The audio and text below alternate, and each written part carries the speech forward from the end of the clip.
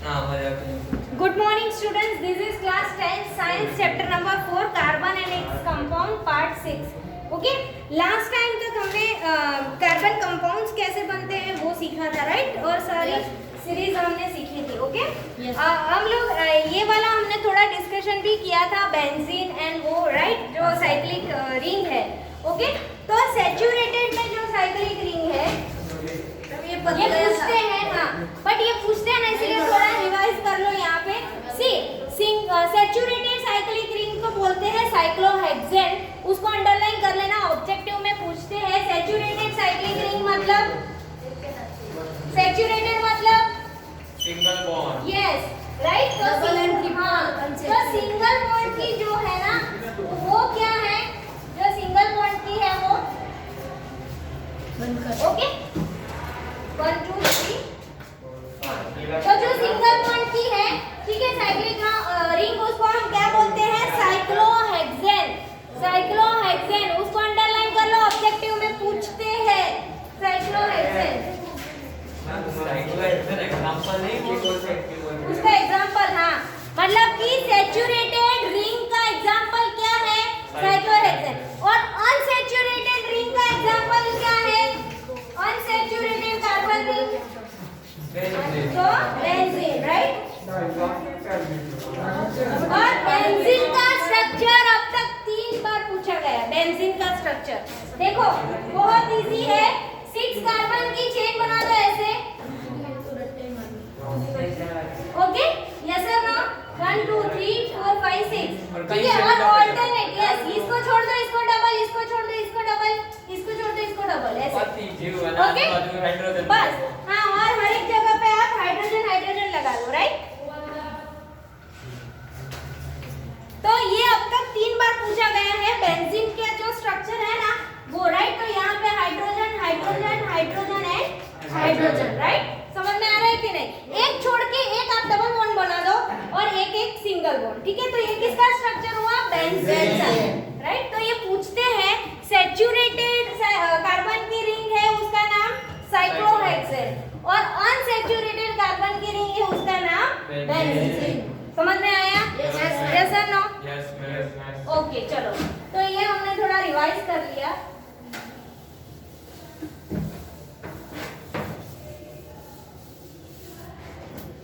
आगे का टॉपिक है, will you be my friend.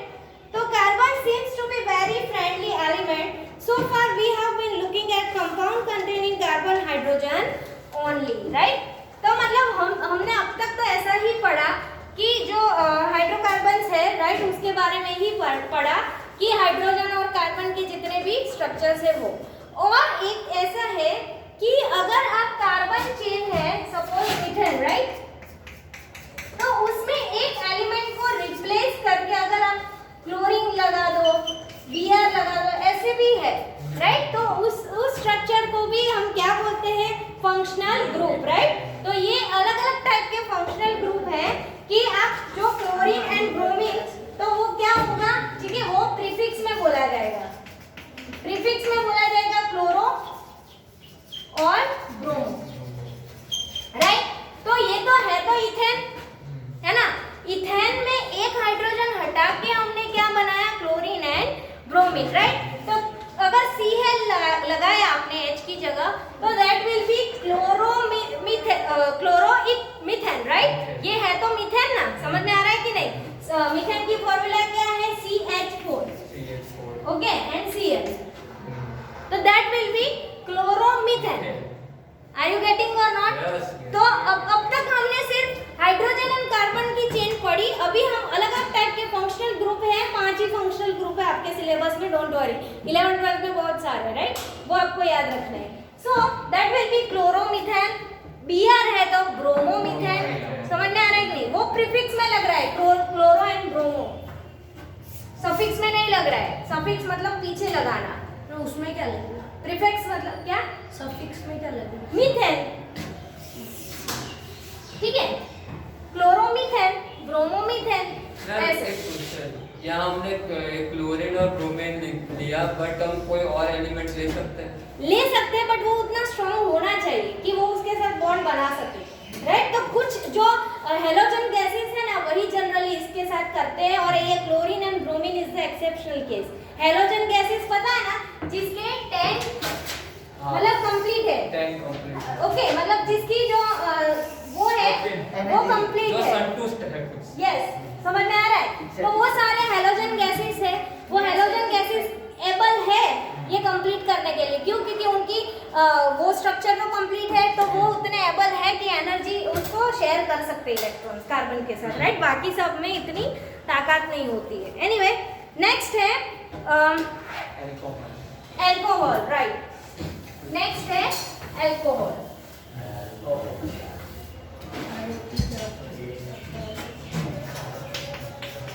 Right? Alcohol का है OH, राइट? उसकी फॉर्मूला क्या है? OH, okay? यस, तो मतलब ऐसा फंक्शनल ग्रुप जहां पीजे है उसको हम बोलेंगे अल्कोहल, ओके? सपोज इथेनॉल लिखना है आपको, तो C2H5 है ना, ethanol, ethanol, yes, ethane, C2H6, C2H6, right? Ethane, ethane, हाँ इथेन, हाँ इथेन, ओके, C2H6, ओके? तो इथेनॉल लिखना है तो C2H6 OH लगा दो पीछे। समझ में आ रहा है कि नहीं? और या तो आप ऐसे भी लिख सकते हो CH3, अभी और कितना बचा?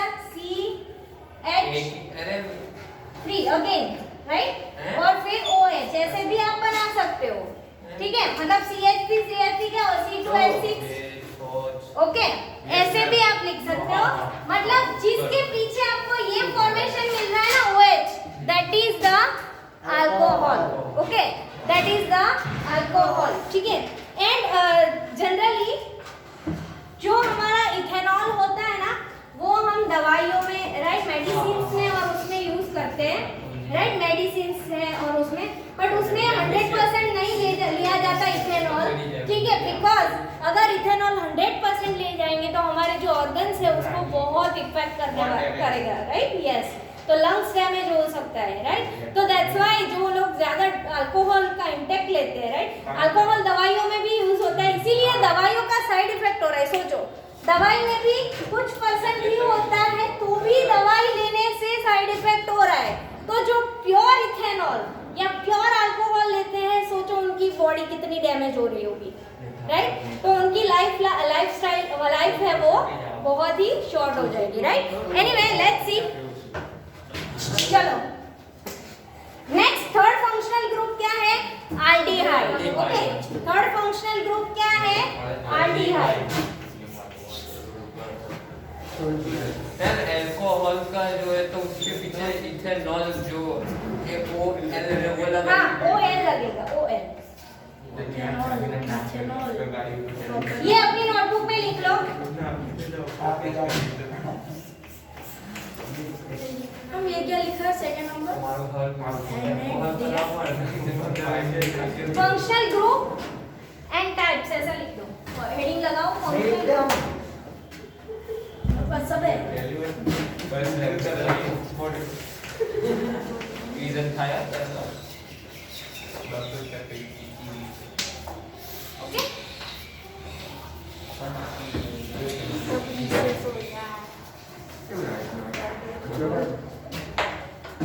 Next is ketones.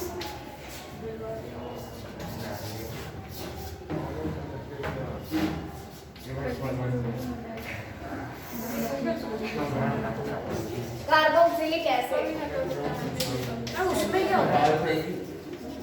वो एसिड में कन्वर्ट कर देता है।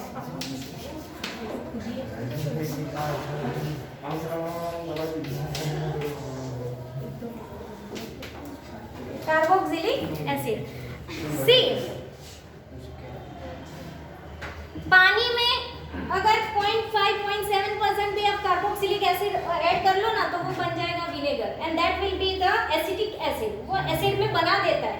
ये जो कार्बोक्सिलिक एसिड है ना, उसको अगर किसी में डाइल्यूट करो आप, तो वो उस चीज को एसिड बना देता है, right? And it will be used for storing pickle, right? आप जो पिकल खाते हो ना, जो अचार है, फिर जो बाजार में जो मिर्च मिलती है ना, जो मिर्ची नहीं मिलती है वो खट्टी वाली, राइट? वो उसके अंदर भी उन्होंने विनेगर डाला हुआ होता है ताकि वो बहुत दिनों तक स्टोर स्टोर हो सके, Preservative. राइट। यस, प्रिजर्वेटिव्स की तरह उसको यूज किया जाता है, राइट।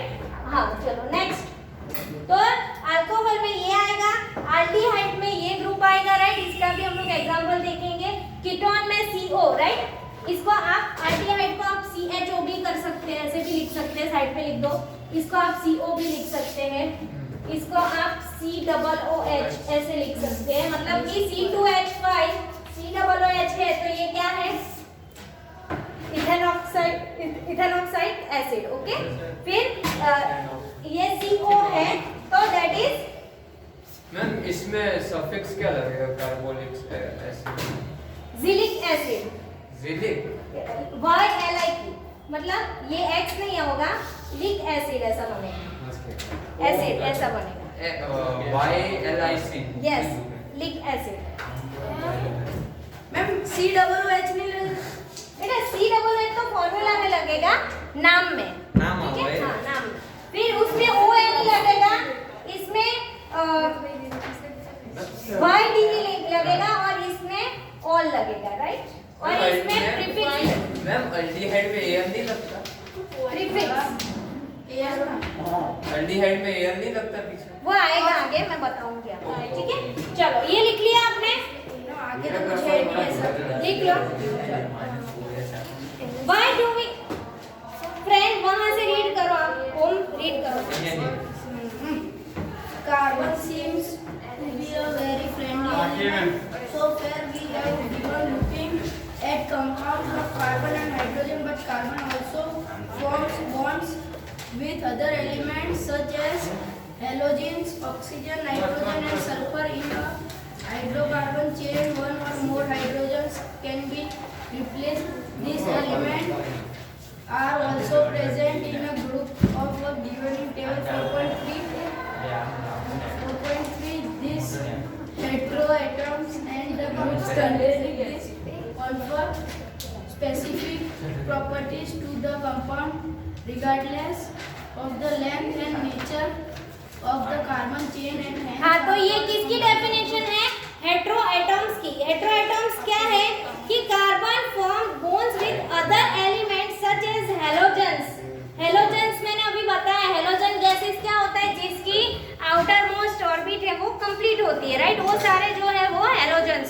फिर oxygen, nitrogen and sulphur. In the carbonic chain one और more hydrogen can be replaced by this element such that the valency of carbon remains satisfied, okay. In such compound the element replacing hydrogen is referred to as the heteroatoms। उसके नीचे underline कर लो, उसको हम क्या बोलते हैं, heteroatoms. कहाँ पे मैं यहाँ पे हेटेरोएटम्स की डेफिनेशन है। The heteroatoms and the group containing these confer specific property to compound regardless of the length of nature of carbon chain and hence called functional group, right। और ये भी एक कार्बन चेन जैसा ही दिखता है और इसको हम क्या बोलते हैं, functional group, right. Functional group बोलते हैं, ओके। चलो तो जैसे कि अभी हमने पढ़ा वैसे some important functional groups are given, okay. हमने अभी जो टेबल लिखा था वो। नेक्स्ट है homogeneous series, okay. Homogeneous series मतलब कि जैसे आप मीथेन, अल्केन वाली जो सीरीज है ना वो बताओ, चलो फटाफट। अल्केन वाली series methane, ethane, propane, methane की इथेन फॉर्मूला बताओ। अच्छा, CH4 C2H6 C2H6 C3H8 C4H10 C4H10 yes, C5H12 बस, 10 आएगा, C4H10 फिर अल्काइन का बताओ।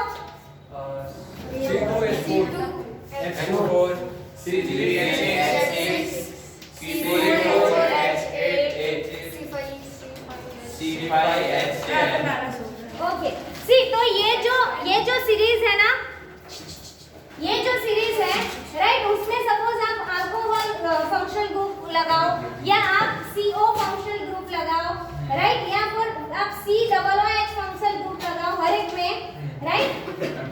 तो हर एक जो चेन है ना, ठीक है, उसमें सेम फंक्शनल ग्रुप जा रहा है और दो कंसेक्यूटिव के कितना है CH4 एंड C2H6, इसके बीच का डिफरेंस कितना है CH2 है ना, CH2 है, यस और नो। फिर इन दोनों के बीच का डिफरेंस कितना है CH2, समझ में आ रहा है कि नहीं? 4 minus 3 is 1, 10 minus 8 is 2, 3 minus 2 is 1, 8 minus 6 is 2, 2 minus 1 is 1 and 6 minus 4, right? तो हर एक चेन के बीच का जो डिफरेंस है वो कितना है CH2, राइट? तो इसको हम क्या बोलते हैं? Homologous series. Okay, are you getting or not? मतलब वो सीरीज है वो कंसेक्यूटिव सेम डिफरेंस में आगे बढ़ते हैं, और अगर वो सेम फंक्शनल ग्रुप के हैं तो उसको क्या बोलेंगे हम लोग? Homologous series. इतना ही है, पर पूरा स्टोरी हम पढ़ते हैं, ठीक है? चलो let's see. You have seen that carbon atoms can be linked together to form chains to varying lengths. These chains can be branched also. Okay, और ये branch में भी है, वो हमें पता है। In addition, hydrogen atom or other atoms on the other carbon chain can be replaced by any functional group that we show above. The presence of the functional group such as alcohol decide the properties of the carbon compound regardless of the length of the carbon chain. For example, chemical properties of CH3OH, C2H5OH, मतलब ये पूरी किसकी chain है? किसकी chain है ये? किसकी chain है? यहाँ से उन्होंने हाइड्रोजन हटा के इसको यहाँ पे जोड़ दिया है। सपोज ये CH4 है, राइट? उसके साथ उनको अल्कोहल ग्रुप ज्वाइन करना है, तो वो कैसे करेंगे? CH3OH, क्योंकि ये H उसको दे दिया, राइट? समझ में आ रहा है कि नहीं? ओके, फिर C2H6 है, उसके साथ उसको सपोज OH ज्वाइन करना है, तो C2H5 एंड फिर OH करेगा, ठीक है? एक H जतो रहना है, खबर पड़ी? यस और नो? हाँ, फिर C3H8, मतलब ऐसे है, देखो यहाँ पे एक H ऐसे बनता है उसका स्ट्रक्चर, तो हमें इसको अल्कोहल वाले फंक्शनल ग्रुप में बनाना है, तो एक H के बदले क्या आएगा? OH। तो क्या बना? CH3 and OH। सब पता चला इसमें? ओके, चलो। सो एक क्वेश्चन, वो OH जो आया वो पहले जो हाइड्रोजन था उसको हटाता है या नहीं हटाता है? वो उसके साथ रिएक्ट करता है, शेयर करता है इलेक्ट्रॉन, इसीलिए वो जो OH ग्रुप है उसी में वो हाइड्रोजन ऐड ऑन हो जाता है। समझ में आया? इसीलिए वो ये जो है ना फॉर्मूला, उसमें हम ऐसा बोल सकते हैं कि इस H को उसने रिप्लेस कर लिया। हाँ वही, हाँ रिप्लेस कर लिया, ऐसा बोलते हैं। चलो नेक्स्ट, तो such a series of compound in which the same functional group substitute of 4 hydrogen in the carbon chain is called homologous. हाँ, उसके नीचे अंडरलाइन कर लो, होमोलोगस सीरीज किसको बोलते हैं? अंडरलाइन करो।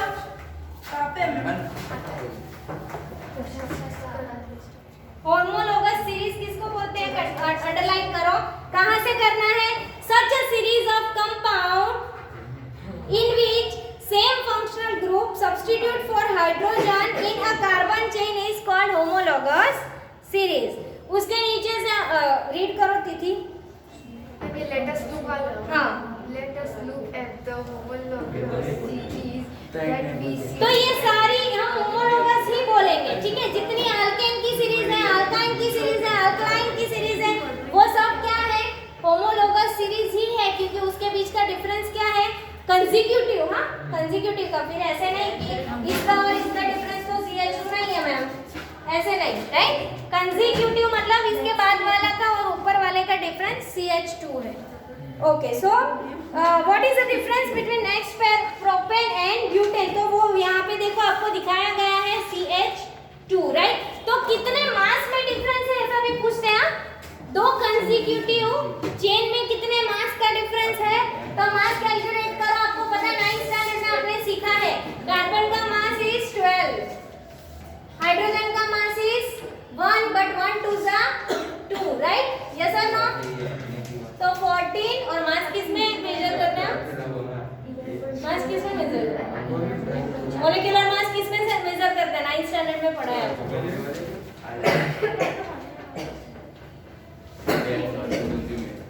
आपकी बुक में भी लिखा है। यूनिट